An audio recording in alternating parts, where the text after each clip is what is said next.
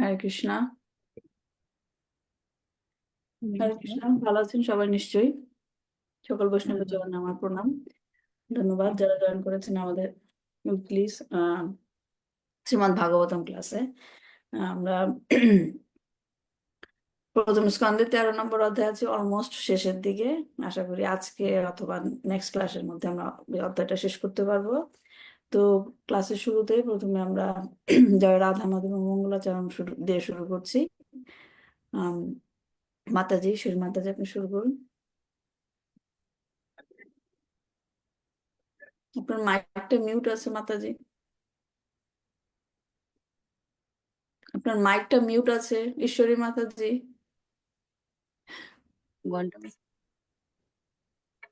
হরে কৃষ্ণ।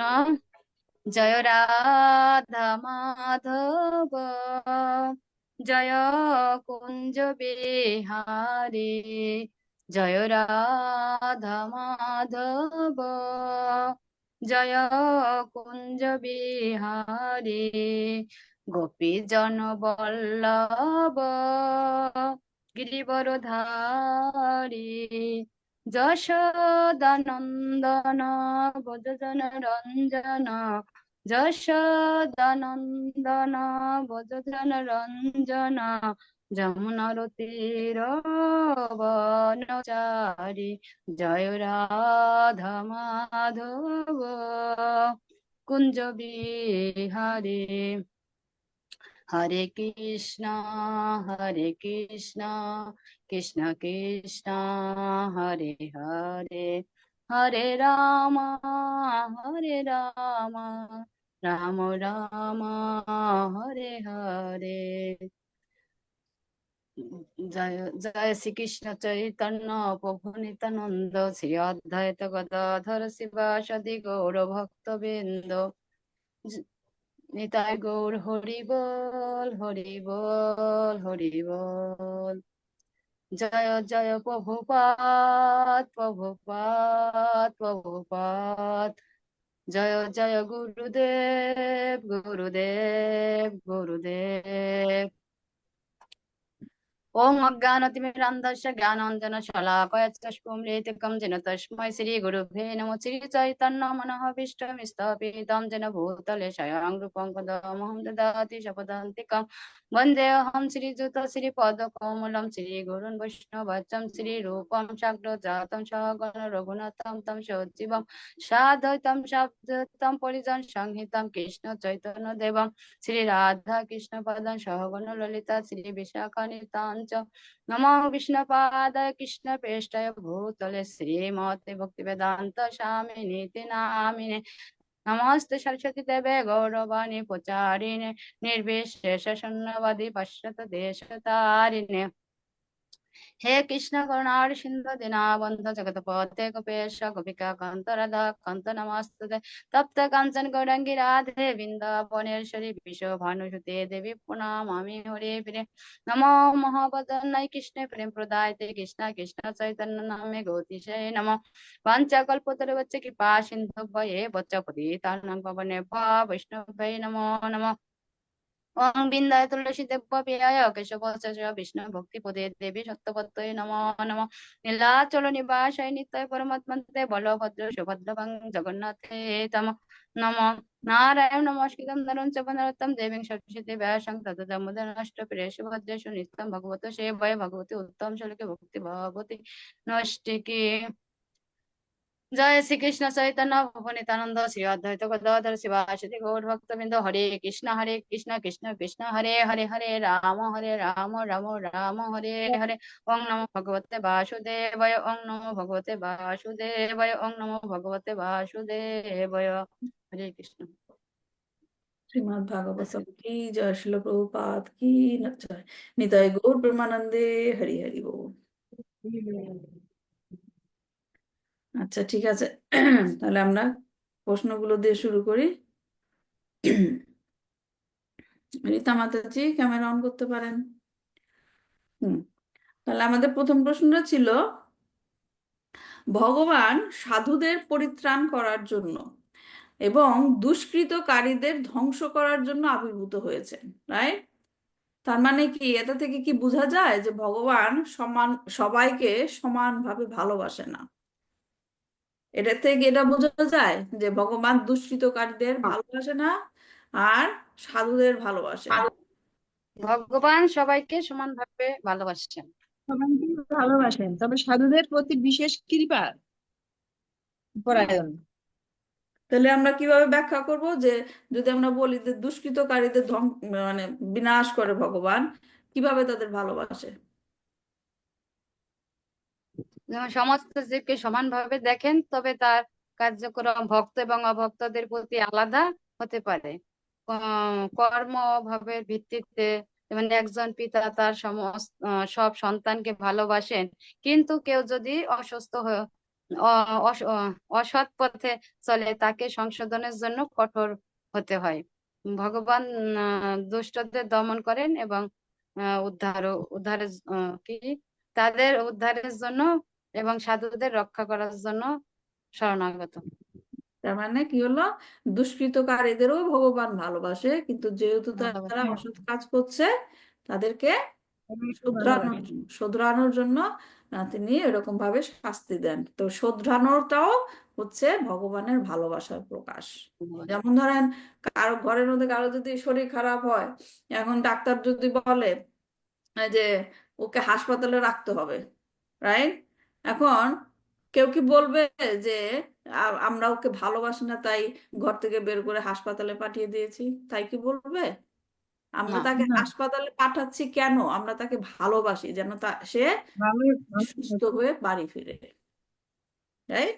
এটাও একটা ভালোবাসার প্রকাশ। তার মানে ঘরের মধ্যে সন্তান যখন ভুল করে আমরা বকা দেই, হ্যাঁ, একটু শাস্তি দেই, তার মানে কি আমরা তাকে ভালোবাসি না? তা না, আমরা চাই যে সে ভুলটা আর না করুক, এই জন্য তাদেরকে একটু বকাঝকা করা হয়। সেটাও হচ্ছে ভালোবাসার প্রকাশ। ঠিক আছে শিউলি মাতাজি, বুঝেছেন?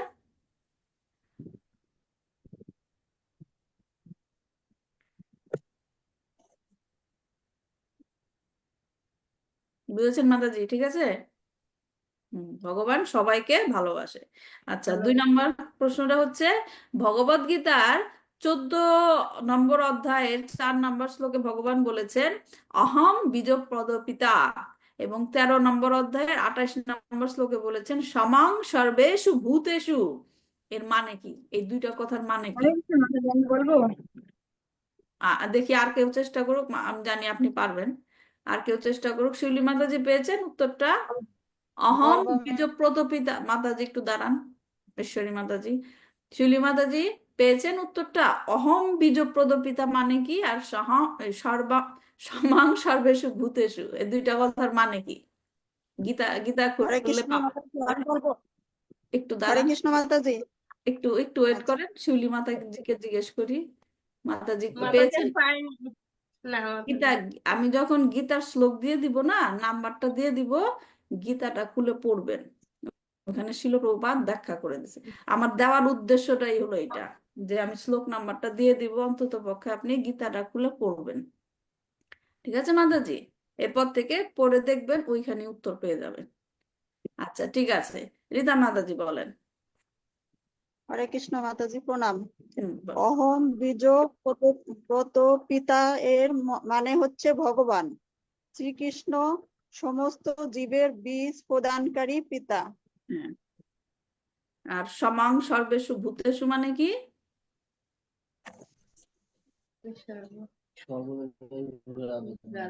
সমাং ভগবান পরমাত্ম রূপে, এর মানে হচ্ছে সমস্ত জীবের মধ্যে ভগবান পরমাত্ম রূপে আছেন। আছেন। না, সম- সমস্ত হ্যাঁ দেখি, রত্নাকর মাতাজি, সমাং সর্বেষু ভূতেষু মানে কি? হ্যাঁ, আমি বলতেছি মাতাজি। উম, হরে কৃষ্ণ। হ্যাঁ বলেন। ভগবদ গীতার 14.4 শ্লোকে ভগবান বলেছেন অহম বীজ প্রদপিতা, অর্থাৎ আমি বীজ প্রদানকারী পিতা। বীজ হচ্ছে জরা প্রকৃতি ও পরা প্রকৃতির সমন্বয়। এই ধরনের বীজ কেবল এই গ্রহেই সৃষ্টি হয় না, অন্যান্য গ্রহে, এমনকি সর্বোচ্চ ব্রহ্মলোকেও বীজ আছে। হ্যাঁ, এটা এটা হয় মাতা যেটা বলেছে, রীতা মাতা, যে আপনি হ্যাঁ, বললেন সমাং সর্বেষু ভূতেষু মানে কি? আচ্ছা, সমস্ত জীবের মধ্যে ভগবান পরমাত্মা রূপে হ্যাঁ, আছেন। কি বলছি এই যে সমস্ত এই যে সমভাবে সমস্ত জীবে সবই যে অবস্থিত বিশাল ভাবে মানে কি লিখলাম? বিশ- বিনা বিনা বিনাশীল দেহের মধ্যেও অবিনাশী পরমাত্মা দর্শন করেন, তিনি যথার্থ দর্শন করেন। আচ্ছা, সমাং সর্বেষু ভূতেষু মানে হচ্ছে, সমাং মানে কি? সমান। আচ্ছা মাতাজি, হ্যাঁ, সমান। সর্বেষু ভূতেষু, সমস্ত জীবের মধ্যে, সবার জীবের মধ্যে সে পরমাত্মা রূপে মাতাজি থাকে এবং অবস্থিত। আচ্ছা, বলতেছি। সমান ভাবে বিরাজমান। হ্যাঁ, মাতা তোমার সবার একটু মধ্যে লেগ যিনি থাকেন, আর হচ্ছে এই যে সবাই সব উত্তর মানে লিখে ফেলছে, তো সবাই বলতে যাচ্ছে। আচ্ছা, সমান সর্বেষু ভূতেষু মানে হচ্ছে সবাইকে সমানভাবে ভগবান কি করে, ভালোবাসে। পৃথিবীতে সমান, অবস্থিত, হ্যাঁ, সমান সর্বেষু ভূতেষু। দেহের মধ্যে অবিনাশী হ্যাঁ, পরমাত্মা দর্শন করেন, তিনি যথার্থ দর্শন করেন। মাতাজি, যথার্থই এরপর থেকে উত্তর লিখবেন না, নিজে যেটা বুঝবেন সেভাবে লিখবেন, তাহলে দেখবেন কি আপনার দেখে দেখে বলতে হচ্ছে না। বুঝছেন? অনেক সময় আমরা বই থেকে লিখে ফেলি, তখন মনে থাকে না। হ্যাঁ, এই জন্য জিনিসটা বুঝে নিবেন, তারপর নিজে নিজে লিখবেন, দেখবেন তখন আপনার বই না দেখলেও, লেখা না দেখলেও আপনি মনে থাকবে। এটাই তো আমাদের উদ্দেশ্য, রাইট?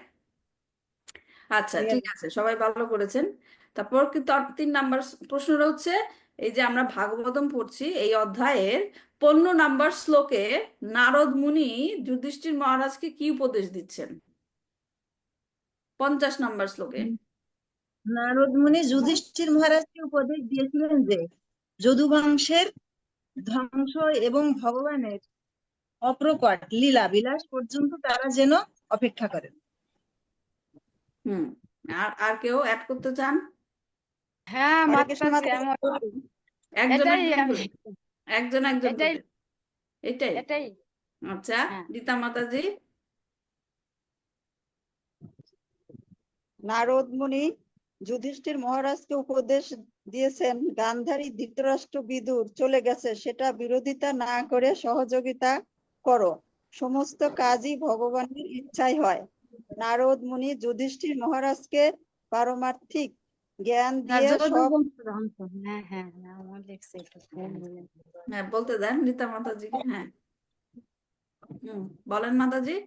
হয়ে গেছে। আর একটি কাজ বাকি আছে, সেটা হচ্ছে যদু বংশ ধ্বংস। যতক্ষণ পর্যন্ত ভগবান এই পৃথিবীতে আছেন, সেই পর্যন্ত আপনারা পাণ্ডবেরা অপেক্ষা করে থাকতে পারেন। হুম, তার মানে অর্চনা মাতাজি, আপনার শরীরটা খারাপ, তারপরে বলবেন উত্তরটা। আপনি কি লিখেছেন? আপনার মাইকটা মিউট আছে। মাতাজি, মাইকটা মিউট আছে। হরে কৃষ্ণ মাতাজি। নারদ মুনি উপদেশ দিচ্ছিলেন যে যুধিষ্ঠির মহারাজ, ধৃতরাষ্ট্র, গান্ধারী এবং বিদুর যে চলে গেছে, তাদের জন্য বিরোধিতা না করে তাদেরকে সহযোগিতা করতে হবে হুম, এবং তাদের পারমার্থিক জ্ঞানের মাধ্যমে ভগবানের কাছে এগিয়ে নেওয়ার জন্য উনি হুম। উপদেশ দিয়েছিলেন। হ্যাঁ, তার মানে যে এই শ্লোকে বিশেষ করে বলেছে যে ভগবান অবতীর্ণ হয়েছে তার বিশেষ কাজের জন্য, সে কাজ অলমোস্ট শেষ হয়ে গেছে। এখন শুধু একটা কাজ বাকি আছে, যদিও তিনি উল্লেখ করেননি হুম কোন কাজের কথা। সেই কাজটা শেষ হলেই তিনি এই ধরাধাম থেকে চলে যাবেন। চলে হ্যাঁ, তো তোমরা সেই পর্যন্ত অপেক্ষা করো, আর আর অন্য কোনো কিছু করতে যেও না। সেটাই হলো মেইন মেইন উপদেশটা দিয়েছিল। আচ্ছা, ঠিক আছে, ধন্যবাদ। আমরা ক্লাসে ব্যাখ্যা করেছিলাম, আলোচনা করেছিলাম, আমাদের 2 ধরনের কর্ম আছে। কারোর মনে আছে কি কি সেই কর্মগুলো? মাতাজি সকাম মনে কর্ম, আছে। নিত্য কর্ম, নিত্যকর্ম, নৈমিত্তিক। নৈমিত্তিক কর্ম। নৈমিত্তিক। হুম, বলেন অর্চনা মাতাজি। নিত্যকর্ম আর হচ্ছে নৈমিত্তিক কর্ম। হ্যাঁ, নিত্যকর্মটা হচ্ছে ভগবানের সেবা করা। আর নৈমিত্তিক হচ্ছে যে কর্ম পরিবর্তনশীল তাকে নৈমিত্তিক কর্ম বলে। আমাদের দৈনন্দিন যে কর্মগুলি, সেটা হলো নৈমিত্তিক, যেটা চেঞ্জ হয়। ঠিক আছে, ধন্যবাদ। তারপর 50 নম্বর শ্লোকে নারদ মুনি কোন ঘটনার ইঙ্গিত দিচ্ছেন যা হতে চলেছে? বলেছেন না যে ভগবানের আর একটা কাজ বাকি আছে, সেই কাজটা কি? সেটা হচ্ছে যদু বংশ ধ্বংস। যদুবংশ। যদুবংশের ধ্বংস এবং শ্রীকৃষ্ণ এই পৃথিবীতে থেকে প্রস্থানের লীলার সমাধান করে। হ্যাঁ, ঠিক আছে, তাহলে এই ছিল প্রশ্ন। সব বোঝা যাচ্ছে, সবাই প্রশ্নের উত্তরগুলো খুব সিরিয়াস ভাবে লেখেন। ধন্যবাদ সবাইকে। হ্যাঁ, তারপর তো এখানে নারদ মুনি এত কিছু বোঝানোর পরেও নারদ মুনি বুঝাচ্ছেন অনেক। আমাদের যে প্রভু ছিলেন দুইজন, সে প্রভু দুজনকে দেখতেছি না তো অনেকদিন। প্রভুজিদের তো আমি জানি না তারা ব্যস্ত কিনা, আমি তো সবাইকে মেসেজ দেই, হয়তো বা তারা ব্যস্ততার জন্য জয়েন করতে পারে না। ঠিক আছে, তো এখানে আমরা দেখছি যে এই অধ্যায়ে নারদ মুনি বোঝাচ্ছে ধৃতরাষ্ট্রকে, অনেক কিছু বোঝাচ্ছে। হ্যাঁ, তো তারপরও যুধিষ্ঠির মহারাজ কি ধৃতরাষ্ট্র এবং গান্ধারীর জন্য বিচলিত ছিলেন। তারা আসলেই কোথায় আছে, কোথায় গেল। হ্যাঁ, তো এইরকম যখন নাকি তার মনে বিচলতা, তার মনে এরকম চিন্তা হচ্ছে, তখন নারদ মুনি তাদের কথা বলবে যে ধৃতরাষ্ট্র এবং গান্ধারী আসলে কোথায় গেছে, কি করছে, কি করবে। হ্যাঁ, এতক্ষণ তো পুরো জ্ঞানটা দিল, প্রথমে সবকিছু জ্ঞান দিল, তারপর বলল যে তোমার কি করা উচিত। তারপর এখন সে বলবে যে ধৃতরাষ্ট্র এবং গান্ধারী কোথায় গেছে। তো ধৃতরাষ্ট্রের কথাটা দেখেন, আমরা যদি চিন্তা করি, ধৃতরাষ্ট্র তার জীবনের শেষকাল পর্যন্ত কোথায় ছিল? রাজকীয় ভাবে হস্তিনাপুরে প্রাসাদেই ছিলেন। এবং তার কর্ম অনুসারে মৃত্যুর পর তিনি যা যা করেছেন, যে কুরুক্ষেত্রের যুদ্ধের জন্য তার গতি কি হওয়া উচিত ছিল, তিনি যা যা করেছেন, তার নরকেই যাওয়ার কথা ছিল, রাইট? তিনি যে যে যে সমস্ত কাজগুলো করেছেন, না, ভগবত বিদ্বেষীদের মতো কাজ করেছেন, এবং পাণ্ডবদের তিনি ধৃতরাষ্ট্র কে মানে তখন ধৃতরাষ্ট্রকে বাঁচানোর জন্য, যে সে যে সমস্ত কাজগুলো করেছে তার কি অধোগতি হবে, রাইট? তখন তাকে বাঁচানোর জন্য সেখানে কি বিদুর আসলেন। বিদুর এসে তাকে কঠোরভাবে নির্দেশ দিলেন যে কিভাবে তিনি তার পাপের প্রায়শ্চিত্ত করতে পারে, করে সে আধ্যাত্মিক জগতে ফিরে যেতে পারেন। কিন্তু পাণ্ডবদের বিরুদ্ধে ধৃতরাষ্ট্রের যে কর্মকাণ্ডগুলো ছিল, তা এতটাই গুরুতর ছিল যে ভগবান কৃষ্ণ তাকে সরাসরি কি আধ্যাত্মিক মুক্তি প্রদান করতে পারতেন না, রাইট? মানে উনি দিতেন না, কারণ তিনি যে কর্মকাণ্ডগুলো করে আসছেন। তাই তার পরিবর্তে ভগবান কি করলেন? বিদুরকে তার কাছে পাঠালেন এবং বিদুর তখন তাকে কি নির্দেশনাগুলো দিয়েছিল যে তোমার কি বাড়ি থেকে এখন চলে যাও, এখনই চলে যাও, কেন তুমি এখনো পরিবারের এরকম অ্যাটাচমেন্টে আছো, আসক্তিতে আছো। এবং তাকে কি রাজি করানো, যে তোমার সেখানে কি ভগবানের সাথে কানেক্ট হওয়ার জন্য তুমি চেষ্টা করো। হ্যাঁ, এবং এর মাধ্যমে তুমি নরকে যাওয়ার থেকে রক্ষা পাবে। হ্যাঁ, তো এইভাবে তাকে যখন বোঝালো, তখন বিদুর, ধৃতরাষ্ট্র এবং গান্ধারী সবাই একসাথে প্রাসাদ থেকে বের হয়ে, হ্যাঁ, কোথায় গেল সেটাই তারা বলবে এখন, যে তারা হিমালয় পর্বতে গেছে, যেটা দক্ষিণ দিকে। হ্যাঁ, এবং সেখানে তারা যেখানে পৌঁছালো, সেই জায়গাটার নাম হচ্ছে সপ্তস্রোতা। সপ্তস্রোতা, এখানে অনেক মহান ঋষি তপস্যা করেন, এবং কারণ এখানে হচ্ছে কি আধ্যাত্মিক প্রভাব রয়েছে। কোথায় গেল তাহলে ধৃতরাষ্ট্র, বিদুর এবং গান্ধারী? হিমালয়ের দক্ষিণ দিকে। হ্যাঁ, এবং বিদুরের বিশেষজ্ঞ নির্দেশনায় তারা কি করলো? অষ্টাঙ্গ যোগের প্রক্রিয়া শুরু করলো ধৃতরাষ্ট্র। হ্যাঁ, তো অষ্টাঙ্গ যোগের প্রক্রিয়াটা কি আমরা পড়বো পরের ভার্সগুলো, আমি আগে একটু বলে নিচ্ছি। সেটা কি, যে সকাল, দুপুর, সন্ধ্যায় তিনি স্নান করতেন, কোনো খাবার খেতেন না, কেবলমাত্র জল পান করতেন এবং যজ্ঞাদি সম্পন্ন করতেন। এবং এগুলো করার মাধ্যমে তিনি নিজেকে পবিত্র করার চেষ্টা করেছিলেন। হুম, পরিবারের সমস্ত আসক্তি চিন্তা ত্যাগ করে তিনি মন এবং ইন্দ্রিয়গুলোকে কি সম্পূর্ণভাবে নিয়ন্ত্রিত করেছিলেন। এবং এই আমাদের যে মূল রোগ, আমাদের যে মেইন রোগ, আমাদের রোগটা কি? আমরা যে জড় জগতে আছি, আমরা তো অসুস্থ অবস্থায় আছি, রাইট? আমাদের রোগটা কি? কে বলতে পারবেন? আমাদের মেইন রোগটা কি? যে আমরা মনে করি এই দেহই হচ্ছি আমি, রাইট? এই দেহই হচ্ছি আমি। এই রোগ থেকে কি ধৃতরাষ্ট্র তিনি নিজেকে মুক্ত করবেন। এবং ধৃতরাষ্ট্রের অষ্টাঙ্গ যোগের প্রভাবে সেখানে কি আগুন মানে আগুন উৎপন্ন হবে, এবং সে আগুনে তার দেহ ভস্মে পরিণত হবে। এবং ধৃতরাষ্ট্রের দেহ থেকে আত্মা তখন উচ্চতর গ্রহে, তার যে কর্মকাণ্ডের ফলে তার আত্মা নিম্ন গতিতে প্রাপ্ত হওয়ার কথা ছিল, কিন্তু সে অষ্টাঙ্গ যোগের মাধ্যমে তার আত্মাটাকে কি করবে? ঊর্ধ্বলোকে প্রাপ্ত হবে। এবং সে কি করবে? পরবর্তী জন্মে হয়তো বা যাই হোক, তার ঊর্ধ্বলোকে তার হবে। এবং কি নাম তার? গান্ধারী। গান্ধারী তার স্বামীকেও কি করবে? ফলো করবে। সে অগ্নিতে তিনি মৃত্যুবরণ করবেন। উচ্চতর গ্রহলোকে তিনি তার স্বামীকে কি করবেন? ফলো করবেন। তো এটাই হচ্ছে পরবর্তী শ্লোকগুলোতে বলা হবে। আমরা একটু শ্লোকগুলো পড়ে নিই। দেখা যাচ্ছে?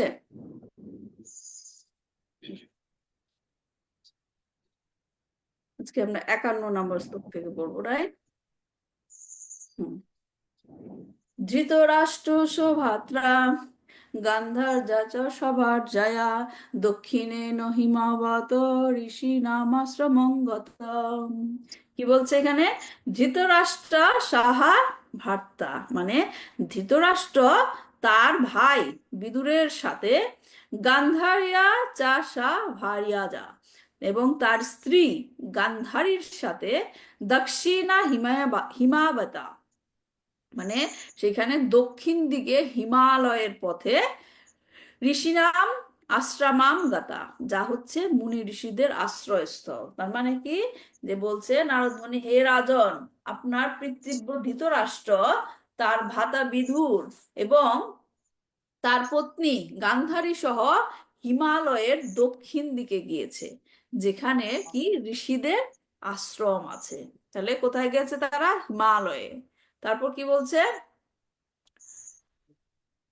তারপর যে শিল প্রভুপাদ বলছে যে শোকগ্রস্ত মহারাজ যুধিষ্ঠিরকে সান্ত্বনা দেওয়ার জন্য নারদ মুনি প্রথমে দার্শনিক তত্ত্ব বিশ্লেষণ করেন, এবং তারপর তিনি তার পিতৃব্য ধৃতরাষ্ট্রের ভবিষ্যৎ গতিবিধি বর্ণনা করতে শুরু করেন, যা তিনি তার দিব্য দৃষ্টিতে দর্শন করতে পেরেছিলেন। এবং সেই অনুসারে তিনি নিম্নোক্ত ভাবে বর্ণনা করতে শুরু করলেন। কার কথা বলা হয়েছে? যিনি দিব্য দৃষ্টি দর্শন করে বর্ণনা করছেন। কে বর্ণনা করছেন? কে বর্ণনা করছেন যে ধৃতরাষ্ট্ররা কোথায় আছেন? বলেন। মাতাজি সঞ্জয়। আ সঞ্জয় আসলো কোত্থেকে এখানে? এখানে মাতাজি নাম নারদ মুনি। নারদ মুনি। নারদ মুনি বলছে। নারদ মুনি কাকে বলছে? ধৃতরাষ্ট্র। ধৃতরাষ্ট্র। হ্যাঁ, কাকে বলছে? যুধিষ্ঠিরকে। যুধিষ্ঠিরকে বলছে, কারণ যুধিষ্ঠির কি? ধৃতরাষ্ট্র, গান্ধারী এরা সবাই প্রাসাদ ছেড়ে চলে গেছে, তাদের নিয়ে চিন্তা করছে এখন তারা কোথায় আছে সেটার কথা বলছে। কে? নারদ মুনি নারদ মুনি। যুধিষ্ঠিরকে। ঠিক আছে, সবাই বুঝতে পেরেছেন? হ্যাঁ নারদ মাতাজি। মুনি যুধিষ্ঠিরকে বলছে ধৃতরাষ্ট্ররা কোথায় আছে। তারপরের শ্লোকটা হচ্ছে কি?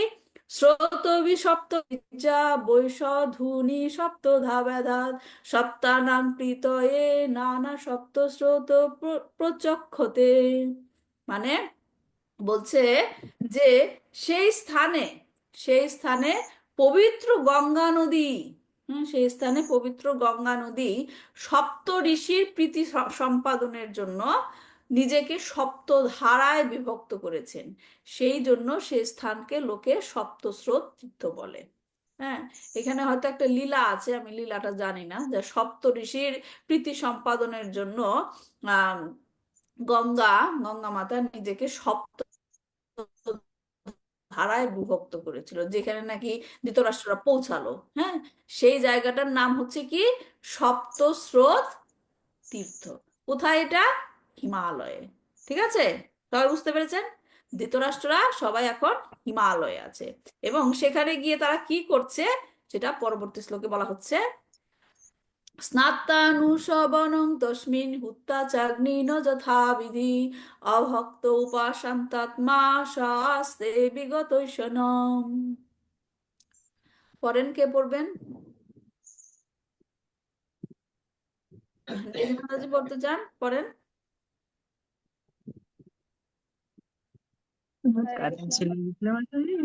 তিপ্পান্ন নম্বর শ্লোক। হ্যাঁ, ওই ডেজি মাতাজি পড়ছে, পড়েন 53 নম্বর শ্লোকটা।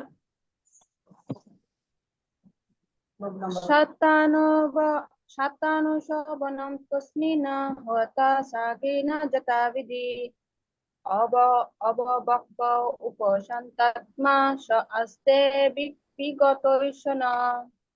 স্নাতা স্নান করে, অনুশোভনম নিয়মিতভাবে 3 বার, সকালে, দুপুরে এবং সন্ধ্যায়, তসমিন সেই সপ্ত দ্বারাই বিভক্ত গঙ্গায়, হুতা অগ্নিহোত্র যজ্ঞ সম্পাদন করে, চ ও অগ্নিন অগ্নিতে, যথাবিধি শাস্ত্রবিধি অনুসারে, অপভোগ্য কেবলমাত্র জল পান করে, শান্ত সম্পূর্ণরূপে সংযত, আত্মা ইন্দ্রিয় এবং মন, ধৃতরাষ্ট্র আস্তে অবস্থান করেন, বিরত ঈশান পরিবারে মঙ্গল সাধনে চিন্তা।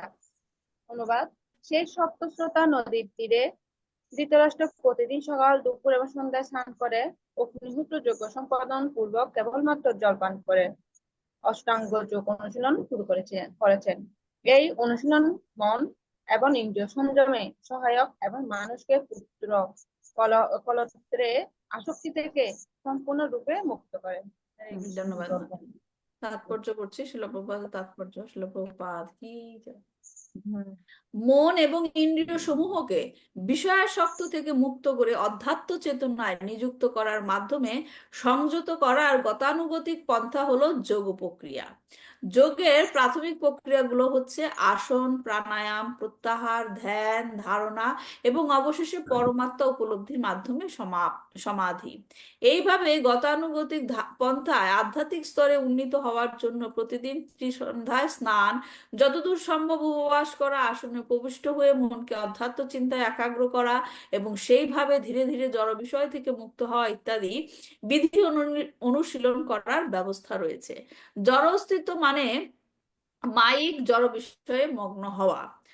ঘর বাড়ি, দেশ, ভূমি, পরিবার, পরিজন, সমাজ, সম্প্রদায়, সন্তান, সন্ততি, বিষয় সম্পদ এবং ব্যবসা বাণিজ্য হলো আত্মার কয়েকটি আবরণ, এবং যোগ প্রক্রিয়া এই সমস্ত মায়িক চিন্তা থেকে মুক্ত হতে সাহায্য করে এবং ধীরে ধীরে পরমাত্মার প্রতি আত্মাকে উন্মুখ করে। জড় বিষয়ের সান্নিধ্য এবং শিক্ষার প্রভাবে আমরা কেবল অনিত্য বিষয়ে মনোনিবেশ করার শিক্ষা লাভ করি, কিন্তু যোগ হচ্ছে সেই সমস্ত বিষয় বিস্তৃত হওয়ার পন্থা। আধুনিক যুগে তথাকথিত যোগী এবং যোগ পদ্ধতি কেবল কতগুলি জাদু কৌশল প্রদর্শন করে এবং মুখ্য মানুষেরা তাদের সেই কপটতার প্রতি আকৃষ্ট হয়, অথবা তারা স্থূল জাগতিক শরীরটাকে রোগমুক্ত করবার সস্তা পন্থা বলে যোগ পদ্ধতিকে মনে করে। কিন্তু প্রকৃতপক্ষে যোগ পদ্ধতি হচ্ছে জীবন সংগ্রামে আরোহিত হয়েছে যে সমস্ত বিষয় বাসনা, সেগুলো থেকে মুক্ত হওয়ার পন্থা। ধৃতরাষ্ট্র বরাবর পাণ্ডবদের প্রতারণা করে তার নিজের পুত্রদের রাজ সিংহাসনে অধিষ্ঠিত করার চিন্তায় মগ্ন ছিলেন। আধ্যাত্মিক জ্ঞান রহিত বিষয়াসক্ত মানুষ এইভাবেই সচরাচর আচরণ করে থাকে। সে বুঝতে পারে না কিভাবে এই ধরনের মনোবৃত্তি তাকে স্বর্গ থেকে নরকের দিকে টেনে নিয়ে যেতে পারে। ধৃতরাষ্ট্র তার কনিষ্ঠ ভ্রাতা বিদুরের কৃপায় দিব্য জ্ঞান লাভ করেছিলেন এবং তার স্থূল মায়ার বন্ধন সম্বন্ধে অবগত হয়েছিলেন, এবং এইভাবে দিব্য জ্ঞান লাভ করার ফলে তিনি পরমার্থ সাধনের উদ্দেশ্যে গৃহত্যাগ করতে সক্ষম হয়েছিলেন। আকাশ গঙ্গার ধারায় পবিত্র স্থানে তার পারমার্থিক প্রগতির কথা নারদমুনি ভবিষ্যৎবাণী করেছিলেন। কোনো কিছু আহার না করে কেবল জল পান করে থাকলে তাকেও উপবাস বলে বিবেচনা করা হয়। পারমার্থিক প্রগতির পথে এই ধরনের উপবাস অত্যন্ত প্রয়োজনীয়। মূর্খ মানুষ কোন রকম বিধি নিয়মাদি অনুশীলন না করে যোগী হতে চায়। যে মানুষ তার জিহ্বাকে দমন করতে পারে না সে কখনো যোগী হতে পারে না। যোগী এবং ভোগী সম্পূর্ণ বিপরীত অর্থবোধক শব্দ। আহার এবং পানাসক্ত ভোগীরা কখনোই যোগী হতে পারে না, কারণ অনিয়ন্ত্রিতভাবে আহার এবং পান করা যোগীদের পক্ষে অনুচিত। আমরা এখানে দেখতে পাই ধৃতরাষ্ট্র কেবলমাত্র জল গ্রহণ করে এবং সমাহিত চিত্তে এক পবিত্র পারমার্থিক পরিবেশে উপবেশন করে যোগ অনুশীলন শুরু করেছিলেন এবং পরমেশ্বর ভগবান শ্রীহরির চিন্তায় গভীরভাবে মগ্ন হয়েছিলেন। হ্যাঁ, তো এখানে কি বলা হচ্ছে যে অষ্টাঙ্গ যোগের প্রক্রিয়া আমরা গীতাতে দেখেছি, ভগবান বিভিন্ন পদ্ধতির কথা বর্ণনা করেছেন, রাইট? কর্মযোগ, ধ্যান যোগ, জ্ঞান যোগ, অষ্টাঙ্গ যোগ। হ্যাঁ, সবকিছুরই উদ্দেশ্য কি? যোগ মানে কি? যোগ মানে কি বলেন? হরে কৃষ্ণ মাতাজি। হ্যাঁ, ভগবানের সাথে যুক্ত হওয়া। ভগবানের সাথে যুক্ত হওয়া, তার মানে ভগবানের সাথে যুক্ত হওয়ার বিভিন্ন পথের কথা ভগবান বলেছেন এবং সব পথই ভগবান যা বর্ণনা করেছেন সবকিছুই ভক্তি যোগের কাছে গিয়ে সমাহিত হবে। হ্যাঁ, সবকিছুই ভক্তি যোগের মধ্যে মিলিত হবে, সেটাই ভগবান গীতাতে বলেছেন। তো এইখানে আমরা দেখছি যে ধৃতরাষ্ট্রর যে ব্যাকগ্রাউন্ড হিস্টোরি ছিল, তিনি কোন রকম ভগবানের প্রতি তার আকর্ষণ ছিল না এবং তিনি ভক্তিযোগ প্র্যাকটিস করেননি এবং তিনি ভগবানের ভক্তদের কষ্ট দিয়েছেন, রাইট? তো তার পক্ষে সরাসরি ভক্তিযোগে যে ভগবানের সেবায় নিযুক্ত হওয়াটা কি ছিল? কঠিন ছিল, কারণ তার মন সংযত ছিল না, ইন্দ্রিয় সংযত ছিল না, রাইট? তো ভগবানের সেবাতে নিজেকে নিযুক্ত রাখার আগে কি করতে হবে? আমাদের মন নিয়ন্ত্রণ করতে হবে, ইন্দ্রিয় নিয়ন্ত্রণ করতে হবে। এবং কখন সেটা করা যায়? যখন নাকি আমরা ব্যাকগ্রাউন্ড যে নলেজ জানবো যে মানুষ কখন ইন্দ্রিয় তৃপ্তির জন্য কাজ করে। বলেন, মানুষ কখন ইন্দ্রিয় তৃপ্তির জন্য কাজ করে? যখন সে মনে করে যে আমার পরিচয় এই শরীর, এখন শরীর যা চাচ্ছে সেটা কি করার জন্য, সাধন করার জন্য, সেটা পাওয়ার জন্য, তখন সে নানা রকমের কাজ করে থাকে। যে আমার শরীর, আমার এটা খেতে ইচ্ছা করছে, সে শরীরের চিন্তা, জিহ্বার চিন্তা, রাইট? সেরকম কাজগুলো করে থাকে। এখন যদি আমরা মেইন যে বেসিক নলেজ, যেটা জানা আমাদের জন্য খুব গুরুত্বপূর্ণ, সেই নলেজটা কি? ভগবান যেটা ভগবদ গীতায় প্রথমেই দিয়েছেন, কোন জ্ঞানটা দিয়েছেন অর্জুনকে গীতাতে? ভগবান তো 18টা অধ্যায় ভগবদ গীতাতে আছেন না, অনেক জ্ঞান দিয়েছেন, কিন্তু সমস্ত জ্ঞান দেওয়ার আগে কোন বেসিক নলেজটা ভগবান দিয়েছেন যেটা খুব গুরুত্বপূর্ণ, সেই নলেজটা না জানলে আর কোনো কিছু আপনার মাথায় ঢুকবে না, কোনো কিছু আপনি বুঝতে পারবেন না। কোন নলেজ সেটা প্রথমে দ্বিতীয় অধ্যায় দিয়েছে? বেসিক নলেজ কোনটা? দেহ এবং আত্মা সংক্রান্ত জ্ঞান হ্যাঁ, দিয়েছেন। আপনাকে প্রথমেই অর্জুনকে বুঝিয়েছে তোমার আইডেন্টিটি কি। তুমি দেহ না, তুমি হচ্ছে কি আত্মা। আপনি যত কিছুই বুঝতে চান, এই জিনিসটা যদি না বুঝতে পারেন আপনি কোনো কিছু বুঝতে পারবেন না। কেননা কারণ আপনি যদি নিজেকে না জানেন, রাইট, আপনি যখন বুঝতে পারবেন আমি আত্মা এবং গ্রহণ করবেন সেটা, তখন আপনি কি করবেন? এই আত্মার সাথে কার সম্পর্ক সেটা খুঁজবেন, রাইট? তখন খুঁজতে খুঁজতে আপনি যখন বুঝবেন যে না, আমার আত্মার সাথে পরমাত্মার সম্পর্ক, তখন যখন এই সম্পর্কটা বুঝতে পারবেন, তখন আপনি সেই পরমাত্মার সাথে যুক্ত হবার জন্য কাজ করবেন, রাইট? তখন সেই কাজ করতে গেলে, হ্যাঁ, কাজ করতে করতে তখন কি হবে? মনের শুদ্ধতা আসবে। তখন ধীরে ধীরে আপনি নিজেকে, প্রথমেই শুরু করলেই কিন্তু ভগবানের সেবার জন্য উপযোগী হওয়া যায় না, রাইট? ধীরে ধীরে মনের কলুষতাগুলো মানে দূর করে ভগবানের সেবার জন্য নিজেকে উপযোগী করতে হয়। তো এখন এত কিছু করতে গেলে প্রথমে যদি আমি নিজেই জানি না আমি কে, তাহলে কি সম্ভব? সম্ভব না। এজন্য বেসিক নলেজটা কি হচ্ছে? যে আপনি আত্মা, আমরা সবাই আত্মা এবং আত্মার সাথে পরমাত্মার সম্পর্ক রয়েছে। তো এই পর্যায়ে মানে ধৃতরাষ্ট্রের যেরকম পর্যায়ে রয়েছে তাকে সেই জ্ঞানটা আগে দিতে হবে, তার রিয়েলাইজেশনটা আসতে হবে। হ্যাঁ, যে আমি যে এই সংসারের এত সব আসক্তিতে ভরে রয়েছি, এগুলো আসলে আমার ছাড়তে হবে, এগুলো হচ্ছে ভুল। তো সেই জ্ঞানটাই বিদুর দিয়েছেন, এবং সেই জ্ঞানের ফলটা কি হলো? সেই জ্ঞানটা দেওয়ার পর কি ফলটা হলো? ধৃতরাষ্ট্র গৃহত্যাগ করতে রাজি হলেন। রাইট? তিনি গৃহত্যাগ করা কিন্তু সোজা কথা না। যিনি এত মেটেরিয়াল জিনিসের প্রতি আসক্তি ছিলেন, তাকে যদি হুট করে বলা হয় সবকিছু ছেড়ে দিয়ে আপনি ভগবানের সেবায় নিযুক্ত হন, সম্ভব? কঠিন। কঠিন, খুব কঠিন। তার মানে যখন নাকি তার মধ্যে জ্ঞানটা আসলো, রিয়েলাইজেশন আসলো, তখন তিনি নিজে থেকেই, বিদুর তাকে জোর করে নিয়ে যায় নাই, বাড়ির থেকে বের করে নিয়ে যায় নাই, তার নিয়ে গিয়েছিল ধৃতরাষ্ট্র, নিজে থেকেই গিয়েছিল। তো সেটাই এখানে বলছে যে সেই সপ্তধারায় বিভক্ত গঙ্গায় নিয়মিত ভাবে তিনি দেখেন, এটা হচ্ছে যোগের প্র্যাকটিস, যেটা আমরা গীতায় দেখি বলা হয়েছে যে এই যোগের প্র্যাকটিসটা খুব কঠিন, সহজ না তো না। তিনি কি করতেন?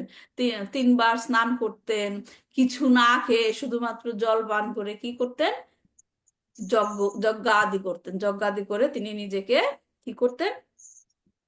সংসারের সকল কিছু থেকে বিরত রেখে ভগবানের সাথে কানেক্ট হওয়ার জন্য চেষ্টা করতেন। আমাকে যদি এখন বলে কেউ আজকে এই ঘর থেকে বের হয়ে এরকম ভগবানের জন্য যোগ সাধনা করো, সম্ভব আমার পক্ষে? পারবো আমি না খেয়ে থেকে এরকম অষ্টাঙ্গ যোগ পালন করা? আমি পারবো না, আমি জানি না আর কে পারে। কঠিন, রাইট?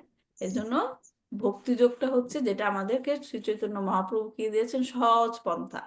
সবকিছুই তুমি করো কিন্তু ভগবানকে সাথে নিয়ে। সব যজ্ঞের উদ্দেশ্য কি? ভগবানের সাথে কানেক্ট হওয়া, রাইট? এখন আমি যদি সদা সর্বদা ভগবানের সাথেই থাকি, কানেক্টেড থাকি, সবকিছু যদি ভগবানের সাথে লিঙ্ক করি, তাহলে সেটাই কি উদ্দেশ্য না? এই জন্যই কি চৈতন্য মহাপ্রভু কি দিয়েছেন, সহজ পন্থা, চ্যান্টিং করো। তোমার চ্যান্টিং করতে গেলে কি করতে হবে না, বলতে হয় না যে স্নান করে আসো, স্নান করে এসে চ্যান্টিং করো, বা কোন একটা বিশেষ জায়গায় বসে চ্যান্টিং করো, রাইট? এরকম কোনো কিছু নিয়ম আছে? যে যেভাবে থাকো সে সেভাবেই চ্যান্ট করতে পারো ভগবানের সাথে।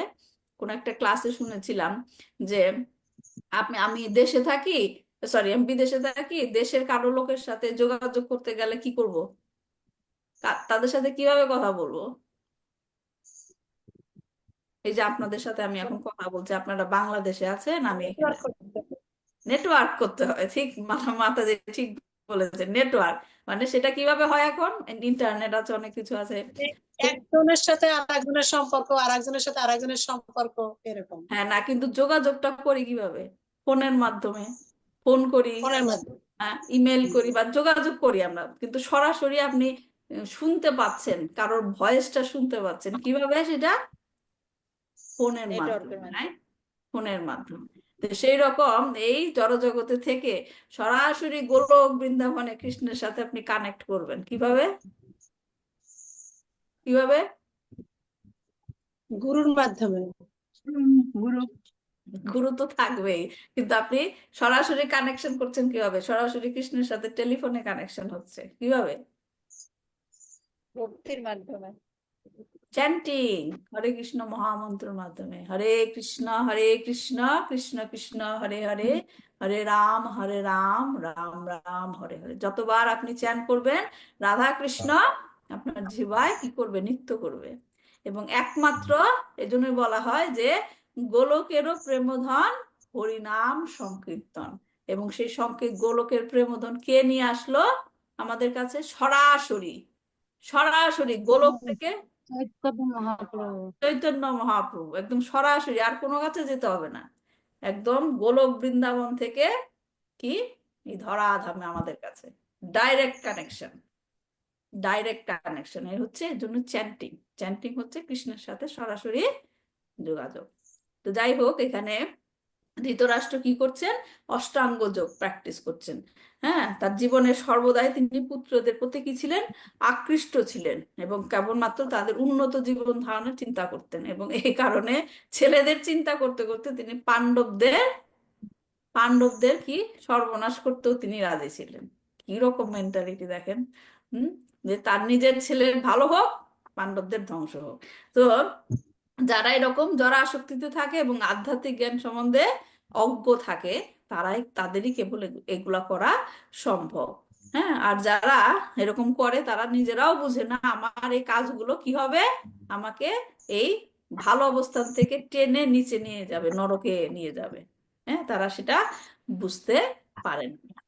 তো যাই হোক, সেইখান থেকে তাকে পার করার জন্য বিদুর তাকে জ্ঞান দিলেন, এবং সেই জ্ঞানের প্রভাবে তিনি কি করলেন, অষ্টাঙ্গ যোগ প্র্যাকটিস শুরু করলেন। তো তারপর দেখি তারপরের শ্লোকে কি বলছে। আমরা 55 নম্বর শ্লোকটার সময় আমরা বিশেষভাবে ব্যাখ্যা করব, পড়ে নিই এগুলো আগে।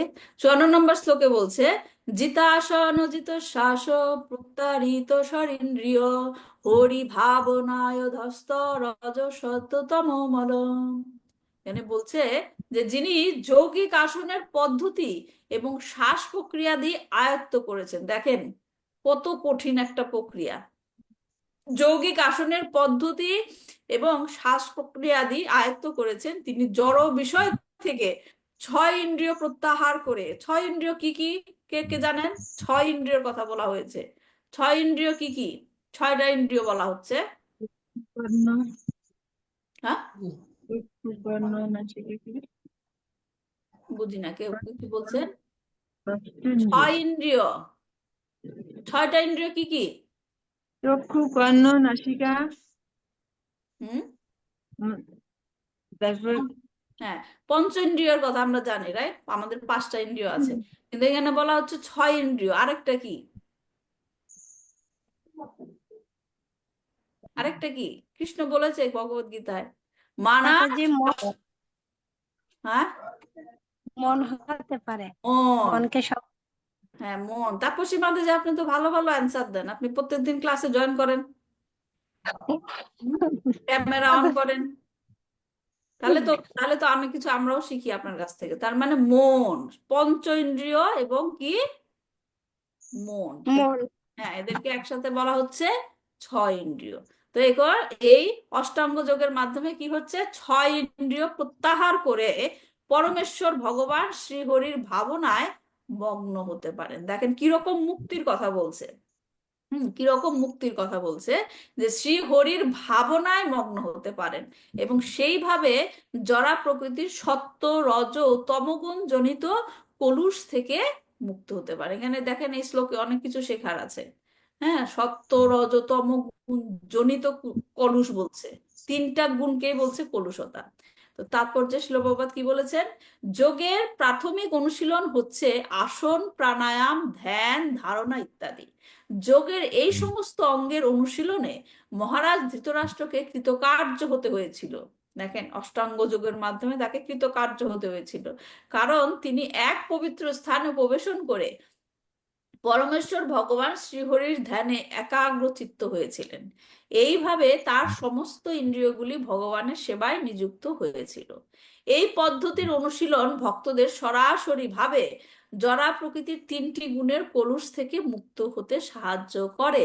জড়া প্রকৃতির সর্বোচ্চ গুণ যে সত্ত্বগুণ, তাও কিন্তু জড়বন্ধনের কারণ। সুতরাং রজ এবং তমগুণের কথা বলে আর কি হবে। রজ এবং তমগুণ জড়সুখ ভোগের আসক্তি বৃদ্ধি করে এবং এক তীব্র কাম বাসনার অনুভূতি তখন ধন সম্পদ এবং শক্তি সঞ্চয়ে মানুষকে প্ররোচিত করে। যিনি এই দুটি জঘন্য বৃত্তি জয় করে সত্ত্বগুণের স্তরে উন্নীত হয়েছেন, তিনি জ্ঞান এবং নীতিবোধের একটি অতি উন্নত স্তরে উন্নীত হওয়া সত্ত্বেও তার চক্ষু, কর্ণ, নাসিকা, জিহ্বা এবং ত্বকের ইন্দ্রিয়ানুভূতি দমন করতে পারেন না। কিন্তু যিনি উল্লেখিত ভাবে পরমেশ্বর ভগবান শ্রীহরির শ্রীপাদ পদ্মের শরণাগত হয়েছেন, তিনি জড়া প্রকৃতির সমস্ত প্রভাব থেকে মুক্ত হতে পারেন এবং পরমেশ্বর ভগবানের সেবায় যুক্ত হতে পারেন। ভক্তিযোগের পন্থায় তাই সরাসরি ভাবে ইন্দ্রিয়গুলোকে ভগবানের প্রেমময়ী সেবায় যুক্ত করা হয়। তার ফলে যোগাভ্যাসকারী এবং জড়জাগতিক কার্যকলাপে যুক্ত হন না। ইন্দ্রিয়গুলিকে জড় বিষয় থেকে সংবরণ করে ভগবানের প্রেমময়ী সেবায় যুক্ত করার পদ্ধতিকে বলা হয় প্রত্যাহার, এবং এই পন্থাকেই বলা হয় প্রাণায়াম, যা চরমে সমাধি বা সর্বতোভাবে পরমেশ্বর ভগবান শ্রীহরির সন্তুষ্টি বিধানের চেষ্টায় পর্যবসিত হয়। তাহলে এখান থেকে আমরা কি জানছি? যোগের আসল উদ্দেশ্য কি? দেখেন, যারা নাকি আমরা এখানে দেখি অনেক সেন্টার হয়েছে, হ্যাঁ, যোগ পদ্ধতি করে, যোগাসন করে, কিন্তু যোগাসনের মেইন উদ্দেশ্যটা কি? যোগ পদ্ধতি মানুষ যে করে সেটার মেইন উদ্দেশ্য হওয়াটা কি কি উচিত? ভগবানের সাথে কানেকশন হওয়া, রাইট? হ্যাঁ, এখন যদি জোর করে ইন্দ্রিয়কে দমন করা হয় উদ্দেশ্যবিহীন ভাবে, রাইট, তাহলে কি হবে? সেই রকমই হবে। একজন ডায়াবেটিস রোগীকে হঠাৎ করে ডাক্তার যদি বলে মিষ্টি সব ছেড়ে দেন, তখন কি হবে? সে কোনো সময় সুযোগ পেলে লুকিয়ে একটা মিষ্টি খেয়ে ফেলবে, কারণ তার আকর্ষণটা কমবে না, তার আকর্ষণটা কমবে না। কিন্তু তাকে যদি বলা হয় যে মিষ্টি ছেড়ে আপনাকে আমরা সুইটনার দিয়ে কোনো মিষ্টি বানিয়ে দেই, সেটা খান, তখন কি তার সেই আকর্ষণটাও থাকবে, কিন্তু সেই আকর্ষণটা কি দমন হচ্ছে অন্যভাবে, যেটা তার ক্ষতি করছে না, রাইট? তো সেই রকমই ইন্দ্রিয়কে দমন করা মানে ইন্দ্রিয়কে সরাসরি দমন করে দিলাম, আর কিচ্ছু করবো না। কিন্তু সেটা করার থেকে আমরা যদি ইন্দ্রিয়টাকে অন্য কাজে লাগাই, তখন কি হবে? সেই ইন্দ্রিয় যখন আবার ইন্দ্রিয় গ্রাহ্য বস্তুর সংস্পর্শে আসবে, তখন সেটার দিকে আর ধাবিত হবে না, রাইট? কাউকে যদি কি দিল, ডাল ভর্তা, উম, ডাল ভর্তা দিয়ে ভাত খেতে দিল, রাইট? আর কাউকে যদি ভালো একটা মহাপ্রসাদম দিল, যেখানে পনির আছে, যেখানে ভালো কোরমা, মানে পনির কোরমা আছে, কোপ্তা আছে, তরকারি আছে, হ্যাঁ, সে যখন ওই কোরমার স্বাদটা পাবে, সে কি আর ভর্তার দিকে যাবে? যাবে না। তাহলে এখন সেই আমার যদি টার্গেটটা এখন উচ্চতর জিনিসের দিকে যাই, হ্যাঁ, তখন আর নিম্নতর আকর্ষণের দিকে আকর্ষিত হবে না। তো ইন্দ্রিয়র কাজগুলো যা যা আছে, ইন্দ্রিয়র কাজগুলোকে আমরা দমন না করে আমরা যদি তার গোলটা কোথায় ব্যবহার করতে হবে সেটা যদি চেঞ্জ করে দেই, তখন আর পতিত হবার সম্ভাবনা থাকবে না। কাউকে হুট করে গিয়ে যদি আমি বলি যে মাছ মাংস খেও না, মাছ মাংস খেও না, এগুলো সব ছেড়ে দাও, হুট করে বললে কি ছেড়ে দিবে? তাকে বোঝাতে হবে যে কেন আমাদের এগুলো ছাড়তে হবে, রাইট? এবং কেন আমাদের ছাড়তে হবে, এবং তাদেরকে এই পথে এনে বোঝাতে হবে যে এটি হচ্ছে কি শুদ্ধ, পবিত্র এবং আসল উদ্দেশ্য ভগবানের কাছে ফিরে যাওয়া। তখন কি হবে? ধীরে ধীরে তার মনের কলুষতা দূর হবে, তখন সে নিজে থেকে এগুলো ছেড়ে দিবে। তখন তার সামনে যদি ওগুলো খেতেও দেওয়া হয়, মাছ মাংস, সে গ্রহণ করবে না, রাইট? তো এইরকম ভাবে ইন্দ্রিয়কে ঝট করে দমন না করে, কঠিন, আমি করবো না যে অনেকে পারে না তা না, কিন্তু ইন্দ্রিয়কে এরকম ঝট করে দমন করাটা কঠিন। যেরকম অষ্টাঙ্গ যোগ, এগুলা কি কঠিন। অষ্টাঙ্গ যোগের মাধ্যমে ভগবানের কাছে যাওয়া যায়, কিন্তু পদ্ধতিটা কি কঠিন। হ্যাঁ, তো এই শ্লোকে এটাই বলছে যে আরেকটা জিনিস যেটা বলা হচ্ছে যে এতে করে সত্য, রজ এবং তম গুণ থেকে মুক্ত হতে পারে। হ্যাঁ, তিনটা গুণের কথা আমরা জানি, ভগবান বলেছে কি সত্য, রজ, তম। সবচেয়ে উপরে কোনটা তিনটা গুণের মধ্যে? শর্তগুণ। সত্যগুণ। তারপর কোনটা? 14 হ্যাঁ, সত্যগুণের পর কোনটা? রজ, হ্যাঁ, সত্তর পর রজ, হ্যাঁ, রজ। তারপর সবচেয়ে শেষে সত্তর রজ তম। তম। বলেন তো সত্যগুণের কাজগুলো কেমনে আমরা বুঝবো? এগুলো সত্যগুণের কাজ কি কি থাকে? সত্যগুণের কাজ শর্তগুণের কাজ হচ্ছে জড়বস্তুর প্রতি সত্যগুণের জন্য জড় জগতের একজন থেকে একজন বলেন, নাহলে আমি বুঝতে পারি না। সত্যগুণের কাজগুলো কি কি, কিভাবে বুঝবো যে এগুলো সত্যগুণের কাজ? একজন বলেন, রত্নগর্ভা মাতাজি বলেন। সত্যগুণ যেটার মধ্যে কোনো আম, মানে জড়জাগতিক কোনো কিছু নাই।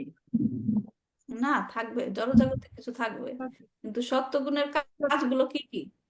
যে মানুষের ভালো চাওয়া, কারোর কোনো ভালো ক্ষতি না করা, ভালো সবাই হ্যাঁ, উম, কারোর কোনো ক্ষতি ভগবানের না করা, হ্যাঁ, একজন ভালো মানুষ যেটা বলা হয়, ভালো মানুষ যেটা বলে, হ্যাঁ, হ্যাঁ সেটাই সেটাই হলো সত্যগুণ। সত্যগুণ। হুম, আর রজগুণ কি?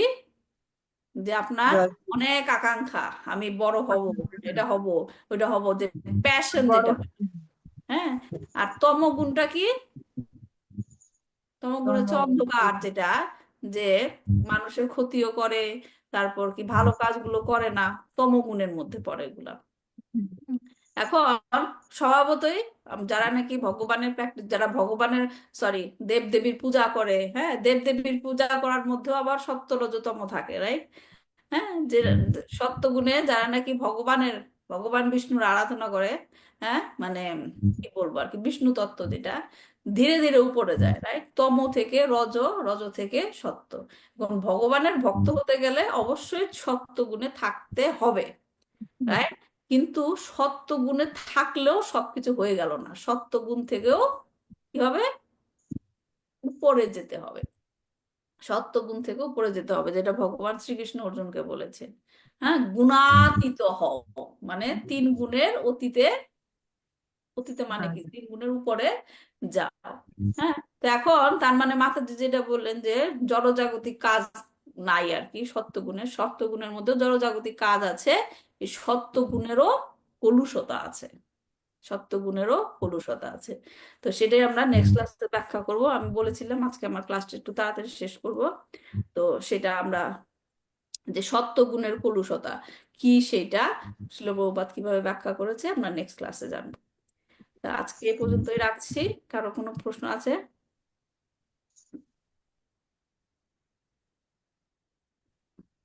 কারো কোনো প্রশ্ন আছে?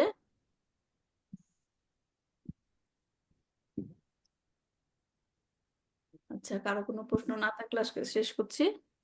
বাঞ্ছাকল্পতরুভ্যশ্চ কৃপা সিন্ধুভ্যেব চ পতিতানাং পাবনেভ্যো বৈষ্ণবেভ্যো নমো নমঃ। শ্রীমদ্ ভাগবতম কি জয়, শ্রীল প্রভুপাদ কি জয়, নিতাই গৌর প্রেমানন্দে, হরি হরি বল। হ্যাঁ, হরে কৃষ্ণ। হরে কৃষ্ণ।